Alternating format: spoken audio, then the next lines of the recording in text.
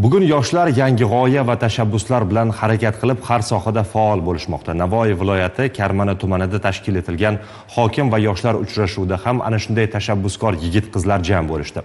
Uchrashuvda 300 nafardan ortiq yoshlar ishtirok etib, o'z fikr mulohazalarini, taklif hamda tashabbuslarini to'g'ridan-to'g'ri mutasaddilarga yetkazish imkoniyatiga ega bo'lishdi. Muxbirimiz tafsilotlar haqida so'z yuritadi. Bugungi zamon yoshlari o'zining intiluvchanligi va har sohada faolligi bilan katta-yu kichikka namuna bo'lmoqda. Faqatgina bu yo'lda ularga biroz dalda va ko'mak berish kerak xolos. Aynan shu maqsadda Navoiy viloyati Karmana tumanida hokim va yoshlar uchrashuvi tashkil etildi. Jarayonda 300 nafardan ortiq tuman yoshlari ishtirok etib, bir necha masalalarda to'g'ridan-to'g'ri murojaat qilish imkoni yaratildi. Atelye ochmoqchi edim. Milliy brendga, milliy zamonaviy brendga asoslamoqchiman. Kengaytirib yaqin bir yil ichida jahon bozoriga chiqish niyatim bor. Ayni paytda magistratura bosqichida tahsil olayotgan Fotima Asrorova uchrashuv qatnashuvchilaridan biri. U ham o'zining g'oya va tashabbusini hokim hamda tuman yoshlar ishlari bo'limi rahbariga bildirdi. Iste'dodli yoshlarni qo'llab-quvvatlash Ulug'bek jamg'armasi, Oliy ta'lim fan va innovatsiyalar vazirligi, Yoshlar ishlari agentligi bilan hamkorlikda o'tkazilayotgan Mirzo Ulug'bek vorislari respublika tanlovining Karmana tuman bosqichi g'olibiga aylandim va viloyat bosqichiga yo'llanmani qo'lga kiritdim. O'zimni tadbirkorligimni yo'lga qo'ymoqchiman. Mana shu tadbirkorligimda Karmana tumani hokimidan o'zimni yordamimni so'radim. Ular to'laqonli 100% yordam berishlarini aytdilar.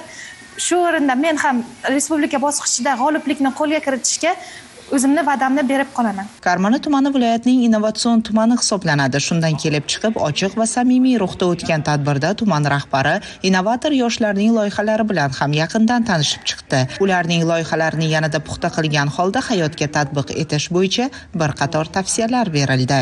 Men shu uchun ham qo'llayman deganim bizga emas. Men o'rinbosarim borib ko'rib, kengaytirish kerak bo'lsa kengaytirish, yo qanaqadir kredit kerak bo'lib qolishi mumkin. Qanaqadir tuman miqyosida yordam kerak bo'lsa men qo'llayman sizni.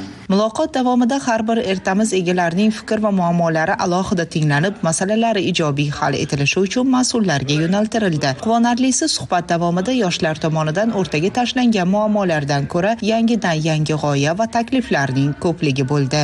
Mana bugungi tadbirimizda sportchi yoshlarimiz, tadbirkor yoshlarimiz, o'quv markaz rahbarlari, maktablarda turish partasida turib, oliy ta'lim muassasasi talabasi bo'lgan yoshlarni taklif etdik.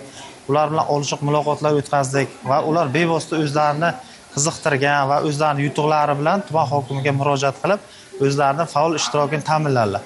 Tadbir yakunida tengdoshlariga ibrat bo'lib kelayotgan yoshlarga tuman hokimi tomonidan tashakkurnoma hamda esdalik sovg'alari topshirildi. Shirin Gulasoy va Sevgor Sattorov Zamon informatsion dasturi uchun Navoiydan tayyorlandi.